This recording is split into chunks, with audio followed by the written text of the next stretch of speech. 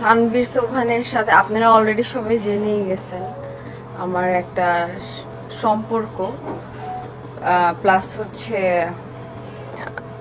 আমি 5 months plus pregnant.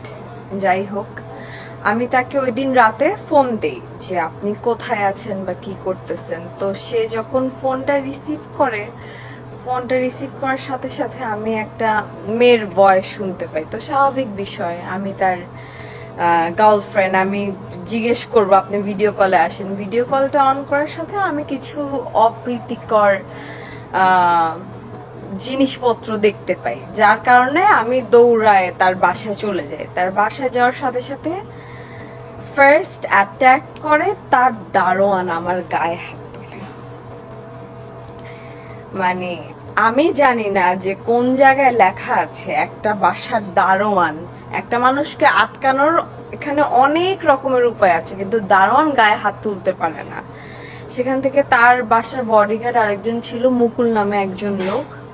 উনি আমার চুল এভাবে ধরে উপর থেকে নিচে নামাইছে যে এখানে আসা যাবে না।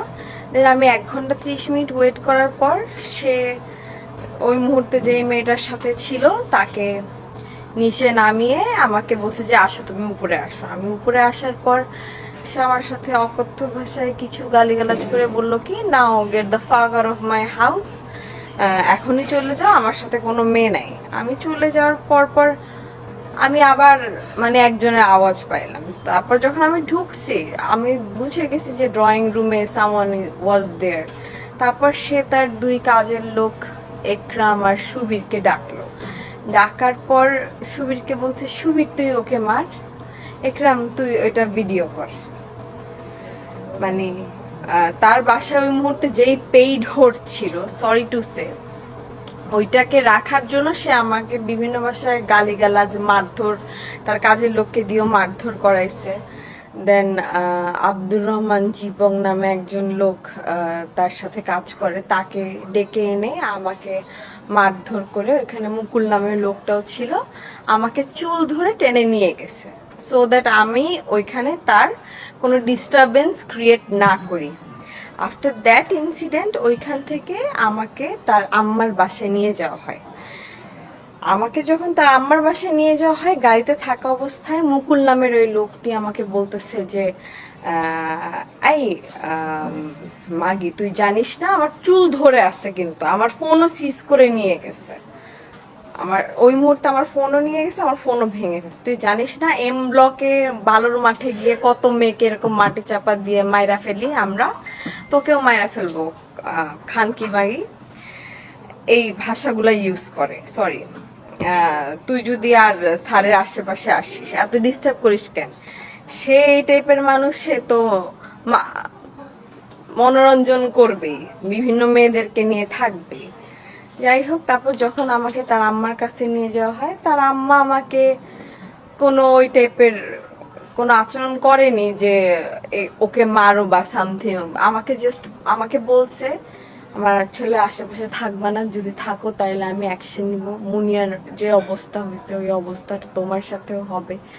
আফটার দ্যাট ওইখানে তার আম্মাকে প্রভোক করার জন্য এখানে কিছু লোকজন ছিল যে এটা করে, মুকুল নামের আর আব্দুর রহমান জীবন নামের ওই 2জন লোক, যারা কিনা আমাকে মারতে মারতে তার বাসা থেকে তার আম্মার বাসায় নিয়ে গেছে বিচারের জন্য, যে তুমি তো থামবা না, তুমি তো সানভীর সাহেবের কাছে যাবাই, বসের কাছে, তো তুমি তার আম্মার মাধ্যমে করো। তার আম্মা আমাকে একটা সাদা কাগজ এনে দিছে। কাগজ এনে দেওয়ার পর বলছে যে এখানে তুমি লেখো যে তুমি এরপর থেকে আমার ছেলের সাথে করবা না। আমার আমার দোষটা কি? তার ছেলে তো আমাকে এই বিশ্বাস দিয়েই তো আমি আগাইছি সম্পর্ক।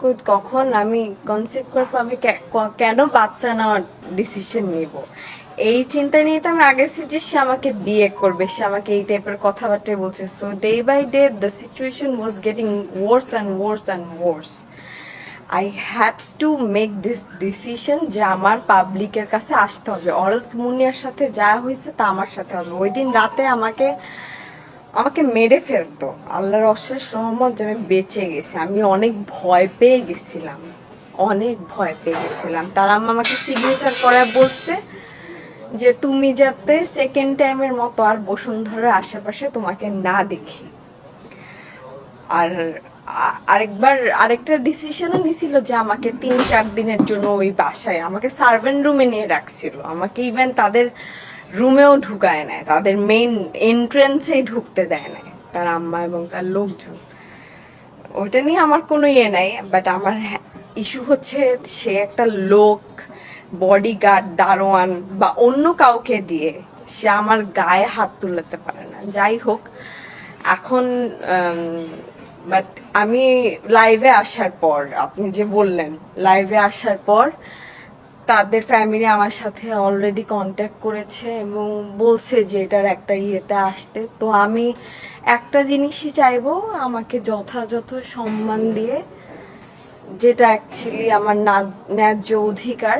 আমি তো তাদের কাছ থেকে কোনো টাকা পয়সা বা প্রপার্টি এরকম কিছুই চাই না। আপনারা অনেকে কমেন্ট বক্সে আমি দেখেছি কমেন্ট করেছেন, টাকার লোভে তুমি এখানে আসছো।